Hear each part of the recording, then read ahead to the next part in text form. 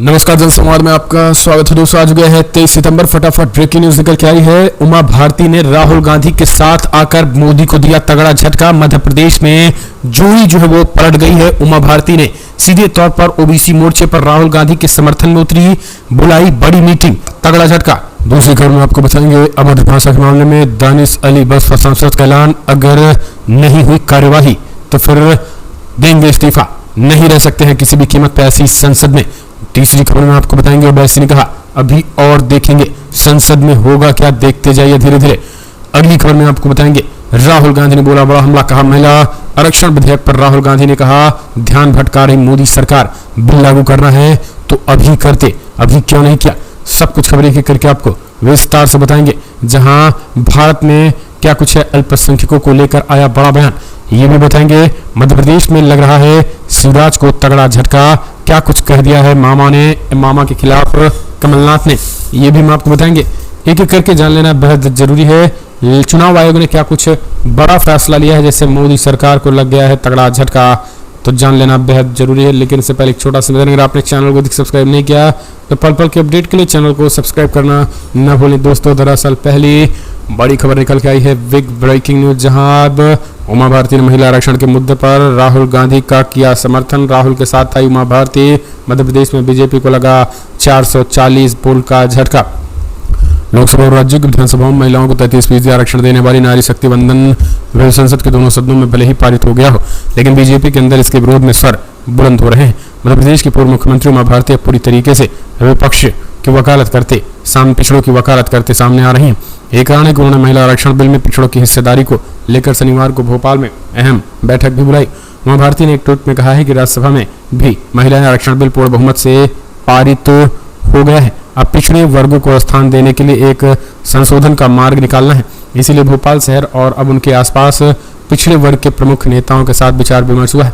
23 सितंबर को एक और बड़ी बैठक बुलाने का फैसला जो है वो किया गया है। राज्य में उमा भारती की सियासत सक्रियता बढ़ गई और उन्होंने बीते रोज पिछड़े वर्ग के नेताओं से मुलाकात की। तो राहुल गांधी के सुर में सुर मिलाते उमा भारती ने सीधे तौर पर मोदी सरकार के लिए एक नई मुसीबत के तौर पर उभर रही हैं। और मध्य प्रदेश में अगर ऐसा हुआ, शिवराज के खिलाफ ओबीसी नेताओं की गोलबंदी करने में उमा भारती अगर पास रही तो ये एक तरीके से उन्हें तगड़ा झटका, किसी झटके से कम नहीं होगा बीजेपी के लिए। एक और अपडेट निकल के आई है, राहुल गांधी ने खोली मोहब्बत की दुकान। नवरत के बाजार में मोहब्बत की दुकान खोलने बीएसपी के सांसद दानिश अली से मिले राहुल गांधी, गले मिले, हाथ मिलाया। नफरत की इस बाजार में मोहब्बत की दुकान राहुल गांधी ने खोली, सोशल मीडिया ट्विटर पर दी जानकारी। दरअसल आपको बता दें, कांग्रेस नेता राहुल गांधी और केसी वेणुगोपाल ने शुक्रवार को बसपा सांसद दानिश अली से उनके दिल्ली आवास पर मुलाकात की। यह बैठक उस वायरल क्लिप के विवाद के बीच हुई है, जिसमें कथित तौर पर बीजेपी सांसद रमेश बिधूड़ी को लोकसभा की कार्रवाई के दौरान दानिश अली पर सांप्रदायिक गालियां देते हुए दिखाया गया था। वहीं बसपा नेता से मुलाकात के बाद राहुल गांधी ने कहा है कि नफरत के बाजार में मोहब्बत की दुकान। उधर कांग्रेस सांसद राहुल गांधी से मुलाकात के बाद बीएसपी सांसद दानिश अली ने कहा है कि वो मेरा मनोबल उच्च रखने और अपना समर्थन देने के लिए आए हैं। उन्होंने कहा है कि मैं अकेला नहीं हूं, आज मुझे आतंकवादी घोषित कर दिया गया, लेकिन राहुल गांधी मेरे साथ हैं। तो राहुल गांधी सीधे तौर पर जो है वो दानिश अली के साथ खड़े रहे। और इस तरीके से वीडियो, अब जो इमेजेस निकल के आए हैं, जो राहुल गांधी ने ट्वीट किया है, वो पूरे देश भर में इस चीज की चर्चा का विषय बना हुआ है। तो एक बहुत अच्छा मैसेज राहुल गांधी ने दिया है। नफरत की इस बाजार में मोहब्बत की दुकान खोल के अगर आप भी मानते हैं तो इस वीडियो को लाइक करें। दरअसल अगली एक अपडेट, बड़ी खबर निकल के आई, दानिश अली को आतंकी कहने पर बवाल। देश भर की राजनीतिक पार्टियों ने एकजुट कर मोदी सरकार पर बोला बड़ा हमला, कहा मोदी और शाह के इशारे पर बीजेपी के नेता नहीं खोलते हैं मुंह, नहीं हिलता एक भी पत्ता। मोदी शाह के इशारे पर कराई गई नई संसद में नई झलक, ये नया ट्रेलर है। मोदी सरकार के इशारे पर कहवाया गया आतंकी, दानिश अली ने लिए तगड़ा एक्शन। दरअसल आपको बता दें, भाजपा महिला मोर्चा महिला आरक्षण को लेकर के बीजेपी के सांसद रमेश बिधूड़ी ने दानिश अली को आतंकी, मुल्ला, कटुए और भड़वे तक कह डाला और बाहर देख लेने की धमकी दी। अब इस पूरे मामले में मामला काफी गंभीर होता चला जा रहा है। इस पूरे मामले में इमरान प्रतापगढ़ी ने कहा है कि गली चौराहों पर एक पूरे समाज को दी जाने वाली गाली अब संसद तक पहुंच गई है, इसका श्रेय सीधा मोदी जी को जाता है। बीएसपी सांसद के साथ साथ इतना ही नहीं, और इस पूरे मामले में जो है वो प्रकाश अंबेडकर ने कहा कि जब बीजेपी सांसद मुस्लिम सांसद को आतंकवादी बोल रहे थे तो आखिर कांग्रेस सांसद चुप क्यों थे। इस बीच खास करके मनोज झा ने कहा है कि नरेंद्र मोदी की मर्जी से तो बीजेपी में एक पत्ता भी नहीं हिलता है, तो रमेश बिधूड़ी कैसे हिल गए हैं, ये सब मोदी की मर्जी से हो रहा है। आकाश आनंद बीएसपी सांसद ने कहा है अगर पीएम मोदी में थोड़ी सी भी शर्म बची है तो तुरंत रमेश बिधूड़ी जैसे गुंडे की सदस्यता रद्द करें और देश के मुसलमानों से माफी मांगे।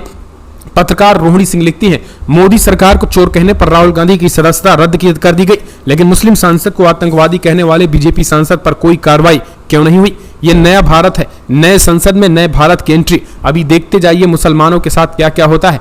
पत्रकार निधि राजदान ने कहा है कि अब संसद में भी खुलेआम नफरत की भाषा बोली जा रही है और संसद के खिलाफ कोई कार्रवाई सांसद खिलाफ नहीं करा, ये डरावना है।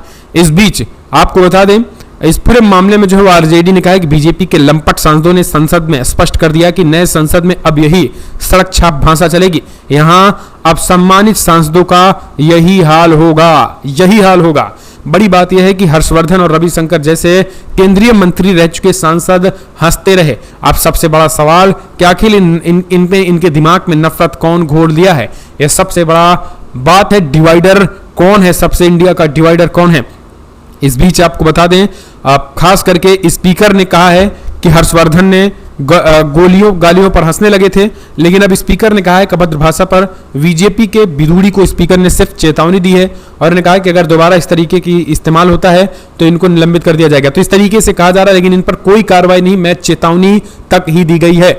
अगली एक और अपडेट निकल के आई है। भावुक दानिश अली ने कहा कि अगर बड़ा एक्शन नहीं लिया गया तो फिर दे देंगे इस्तीफा। जी हां, दरअसल दानिश अली ने बड़ा बयान दे दिया है। दानिश अली ने कहा है कि मैं पूरी तरीके से भावुक हूं और मैं इस चीज को लेकर आहत हूं। अगर जल्द से जल्द कोई बड़ा कदम नहीं उठाया गया तो इस पूरे मामले में हम इस्तीफा दे देंगे। यह सीधे तौर पर उन्होंने इस चीज को लेकर कहा है और कहा है कि हम किसी भी कीमत पर जो है वो अब संसद में नहीं रहना चाहते हैं। सरकार तत्काल एक्शन ले, वरना हम सीधे तौर पर जो है वो इस्तीफा देंगे। तो भावुक होकर सीधे तौर पर दानिश अली ने ऐलान कर दिया है और कहा है कि आज अगर संसद में इस तरीके से हम जो कि 4 से 5 लाख लोगों का प्रतिनिधित्व कर रहे हैं और संसद में इस तरीके से हमारे खिलाफ भाषा का प्रयोग किया जा रहा है तो देश में मुसलमानों के हालात क्या हैं, यह इससे अच्छे तरीके से और बखूबी आप समझ सकते हैं। मैं सीधे तौर पर मैं पूरी रात सो नहीं सका। एक्शन अगर नहीं हुआ तो मैं सांसदी छोड़ दूंगा। इस तरीके से मैं जिल्लत भरी जिंदगी से सांसदी नहीं कर सकता हूं।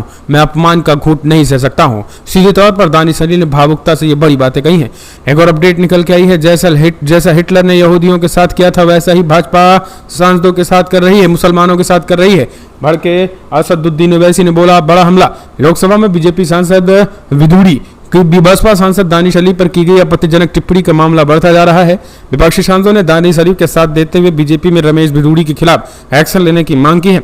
वहीं एआईएमआईएम के राष्ट्रीय अध्यक्ष असदुद्दीन ओवैसी ने भी बीजेपी पर हमला बोला है और कहा है कि भारत में आज मुस्लिमों के साथ सब कुछ ठीक नहीं हो रहा है। इतना ही नहीं, उन्होंने सीधे तौर पर एक्शन लेने की भी मांग की है। वहीं एआईएमआईएम के सांसद राष्ट्रीय अध्यक्ष असदुद्दीन ओवैसी ने भी बीजेपी पर हमला बोला है और कहा है कि भारत में आज मुसलमानों के साथ ठीक उसी तरीके से सलूक हो रहा है जैसे हिटलर के जर्मनी में यहूदियों के साथ। इतना ही उन्होंने कहा कि इस वीडियो में चौंकाने वाला कुछ नहीं है। भाजपा एक अथाह खाई है, इसलिए हर दिन एक नया निचला स्तर मिल जाता है। मुझे भरोसा है कि इसके खिलाफ कोई कार्रवाई नहीं होगी। संभावना है कि आगे इसे भाजपा दिल्ली प्रदेश अध्यक्ष भी बनाया जा सकता है। मगर आज भारत में मुसलमानों के साथ वैसा ही सलूक हो रहा है जैसे हिटलर के शासन में यहूदियों के खिलाफ होता था। मेरा सुझाव है नरेंद्र मोदी जी जल्द इस वीडियो को अरबी में डब करें और अपने हबीबियों को भेज दें। सीधे तौर पर असदुद्दीन ओवैसी ने उन खाड़ी देशों को भी निशाना साधा है जो आज इस तरीके से कर रहे हैं। तो सीधे तौर पर बड़ा हमला बोला है। अगली एक और अपडेट, उमा भारती ने दिया राहुल गांधी के समर्थन में उतरी उमा भारती, कहा ओबीसी का आरक्षण कोटा मिलना चाहिए। बीजेपी की मध्य प्रदेश में बढ़ा रही मुश्किलें, पिछड़ों की बुलाई बड़ी बैठक। लोकसभा और राज्यों की विधानसभाओं में महिलाओं को 33% आरक्षण देने वाली नारी शक्ति वंदन बिल संसद के दोनों सदनों में भले ही पारित हो गया हो, लेकिन बीजेपी के अंदर इसके विरोध में स्वर बुलंद हो रहे हैं। मध्य प्रदेश के पूर्व मुख्यमंत्री उमा भारती अब पूरी तरीके से पिछड़ों की वकालत करते सामने आने लगे हैं। यही कारण है कि फिलहाल उन्होंने महिला आरक्षण बिल में पिछड़ों की हिस्सेदारी को लेकर शनिवार को भोपाल में बैठक बुलाई। उमा भारती ने ट्वीट पे कहा है कि अब राज्यसभा में भी महिला आरक्षण बिल पूर्ण बहुमत से पारित हो गया है। अब यदि पिछड़े वर्गों को स्थान देने के लिए एक और संशोधन का मार्ग निकलता है, इसलिए भोपाल शहर के उनके आसपास के पिछड़े वर्ग के प्रमुख नेताओं के साथ विचार विमर्श किया। 23 सितंबर को एक बड़ी और बैठक बुलाने का फैसला है, यानी आज एक और बड़ी बैठक बुलाई गई है। तो उमा भारती ने सीधे तौर पर बगावती रुख अख्तियार करने का ऐलान कर दिया है। एक और अपडेट, राहुल गांधी भड़के, कहा महिला आरक्षण विधेयक पर राहुल गांधी बोले कि बड़ी प्रेस कॉन्फ्रेंस का ध्यान भटका रही मोदी सरकार, बिल लागू करना है तो अभी करते। महिला आरक्षण बिल को लेकर कांग्रेस सांसद राहुल गांधी ने दिल्ली में प्रेस कॉन्फ्रेंस के दौरान मोदी सरकार पर हमला बोला। केंद्र की मोदी सरकार पर हमला करते हुए राहुल गांधी ने कहा है कि वो ध्यान भटकाने का काम कर रहे हैं। अगर सरकार को विधेयक को लागू करना है तो अभी करें। इसके लिए परिसीमन क्यों?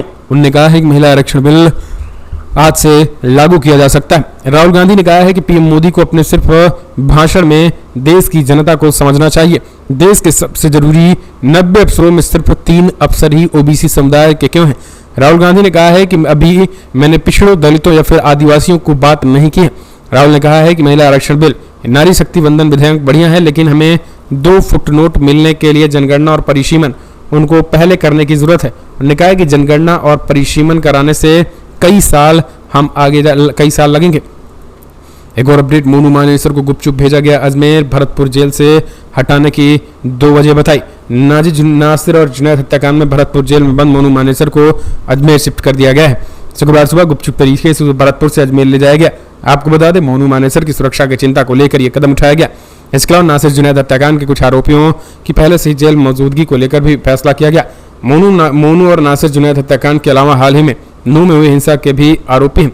12 सितंबर को गुरुग्राम के गिरफ्तार किए गए कथित गोरक्षक मोनू मानेसर को नासिर हत्याकांड में पूछताछ के लिए राजस्थान पुलिस के हवाले किया गया था। मोनू भरतपुर सेंट्रल जेल में बंद था, अब उसे हाई सिक्योरिटी जेल अजमेर में शिफ्ट कर दिया गया। बताया जा रहा है कि शुक्रवार तड़के मोनू मानेसर को अजमेर ले जाया गया। कड़ी सुरक्षा के बीच बख्तरबंद गाड़ियों के काफिले में उसे करीब 330 किलोमीटर दूर अजमेर जेल ले जाया गया। अजमेर जेल में सुरक्षा के पुख्ता इंतजाम हैं। सीधे तौर पर यहाँ पर मोनू मानेसर को जो है अजमेर जेल शिफ्ट कर दिया गया है। इससे पहले मोनू मानेसर कोर्ट पहुंचा था और अपनी रिहाई की बात कही थी, और वो जो है वो फूट फूट कर रो रहा था और मुसलमानों से खुद को डर भी बता रहा था। एक और अपडेट, भारत में अल्पसंख्यक होना चुनौती भरा, पंजाबी सिंगर सुब के समर्थन में आई टीम सिद्धू मूसेवाला। खालिस्तानी समर्थक होने के आरोप झेल रहे पंजाबी सिंगर सुब के समर्थन में टीम सिद्धू मूसेवाला आ गई है। हाल ही में एक इंस्टाग्राम पोस्ट के जरिए टीम मूसेवाला ने पोस्ट किया है कि भारत में अल्पसंख्यक होना बहुत ही चुनौती भरा है। खास बात यह है कि दिल्ली, बेंगलुरु, मुंबई समेत भारत के कई शहरों में शुभ के शो होने वाले थे, जिसको लेकर जमकर विवाद हुआ है। आपको बता दें, सिद्धू मूसेवाला पोस्ट किया है कि हाल ही में कुछ हफ्तों में हमने हमारे सिखों में कुछ तनाव महसूस किया है, ये दुखद है। टीम सिद्धू मूसेवाला ने यह शेयर किया है और कहा कि पंजाबियों में बार बार देशभक्ति का सबूत देने की मांग की जा रही है। भारत में अल्पसंख्यक होना बगैर संदेह के बहुत ही चुनौती भरा रहा है। हमारे समुदाय के प्रति नफरत राजनीति से प्रेरित नजर आ रही है और यह काफी हैरान कर देने वाला है। कई ऐसी स्थितियां हैं, हस्तियों को भी इन विभाजनकारी बातों में फंसाया गया है। तो इस तरीके की चीजें लिखी गई हैं। एक और अपडेट निकल के आई है दोस्तों, रमेश भिदुड़ी के मामले में भड़की महबूबा मुफ्ती। रमेश भिदुड़ी द्वारा बहुजन समाज पार्टी के सांसद दानिश अली को लेकर विवादित टिप्पणी पर पीडीपी प्रमुख महबूबा मुफ्ती ने भी चुप्पी तोड़ी है। उन्होंने कहा है कि आपने नया संसद भवन बनाया है, उसके साथ आपको फिनाइल भी खरीद ले ली जानी चाहिए। ऐसे दरिंदे जो इस तरीके की जुबान का इस्तेमाल करते हैं, उनका दिमाग और मुंह धो देते, जिससे बात करने से उनकी जुबान साफ हो जाती और इस तरीके के शब्दों का इस्तेमाल नहीं करते। भाजपा को नए संसद भवन में अपने लोगों के लिए फिनाइल का भी इस्तेमाल नहीं करना चाहिए। सीधे तौर पर उन्होंने बड़ा हमला बोला है। एक और अपडेट निकल के आई है दोस्तों, बिग ब्रेकिंग, जहां आपको बता दें इस पूरे मामले में जो है वो अगली खबर निकल के आई है। उत्तर प्रदेश सरकार की महत्वाकांक्षी परियोजना को लगा झटका, वाराणसी टेंट सिटी पर एनजीटी ने लगाई रोक। जी हां, दरअसल दोस्तों उत्तर प्रदेश की धर्मनगरी वाराणसी में योगी सरकार की महत्वाकांक्षी परियोजना को झटका लग गया। वाराणसी की टेंट सिटी पर एनजीटी ने रोक लगा दी।